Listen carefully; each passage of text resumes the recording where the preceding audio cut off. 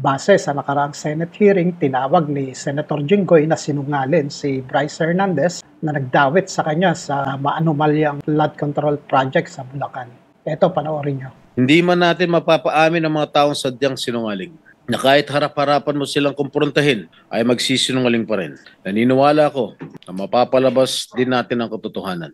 Ang katotohanan na nagkamal ng pondo mula sa kaban ng bayan, ang makatulad ni Bryce Hernandez na walang pakialam sa pagkakalugmok ng ating mga kababayan sa pinsalang dulot ng baha at kalamidad. Hindi ako matitinag ng mga kasinungalingan na naglalayong ilihis ang atensyon ng publiko mula sa katiwalaan bumabalot sa mga flood control projects. Buo ang aking loob na sa bandang huli, ang katotohanan ang mananaig at ang akusasyon laban sa akin ay malalantad bilang walang saysay na paninira.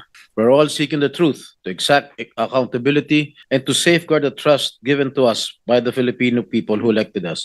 They deserve and demand no less.